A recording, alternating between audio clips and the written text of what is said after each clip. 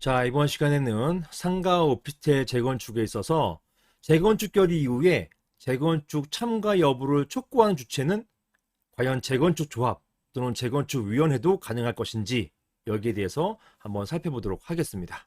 이런 질문을 주셨어요. 제가 주신 질문의 요지를 한번 읽어보도록 하겠습니다.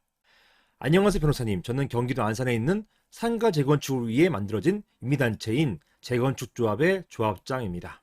이렇게 상가 재건축 같은 경우는 이게 아파트 재건축하고 달라가지고 이것은 임의단체예요. 이런 임의단체인 재건축 조합을 말하는 것입니다.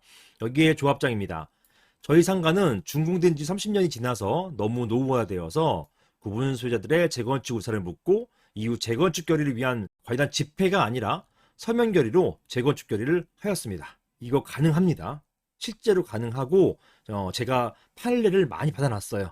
집회를 열 필요 없이 서면 결의로 재건축 결의하는 것 가능합니다. 다만 몇 가지 요건이 필요합니다. 그냥 서면 결의로 도입받는 게 아니라 판례가 이런 서면 결의가 유효하게 되기 위해서 몇 가지 요건들을 만들어 놨어요. 따라서 서면 결의에 대한 어떤 상세한 요건들은 별도 자문이 필요합니다.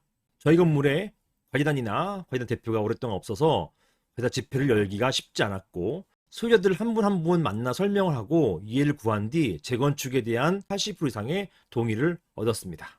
이제 재건축 결의에 찬성하지 않는 구분 소유자들 상대로 재건축에 참여할지 여부를 촉구해야 하는데요. 집합건물법에는 집회를 소집한 자가 촉구서를 보내야 한다고 되어 있기 때문에 저희 상과 같이 집회가 아닌 서면 결의로 재건축 결의가 이루어진 경우, 이런 경우에는 누가 촉구서를 보내야 되는 것인가요?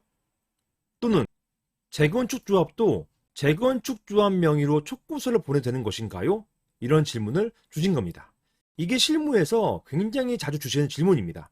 법에 어떻게 하라고 상세한 내용이 없기 때문에 이것 때문에 질문을 주시는 거예요. 자, 먼저 법을 보실게요. 자, 법을 보시면 이렇게 돼 있단 말입니다. 집합건물법이죠. 집합건물법 48조 구분소유권의 매도 청구, 이걸 하기 위해서는 이랑 재건축 결의가 있으면 서면으로 촉구해야 된다라는 주체로 누가 돼 있냐면 집회를 소집한 자예요.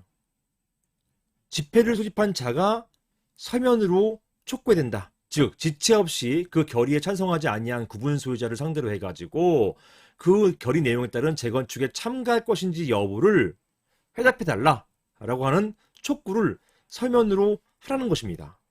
그런데 사안 같은 경우는 집회가 없었잖아요. 집회가 없었는데 집회 소집한 자가 어떻게 촉구를 합니까?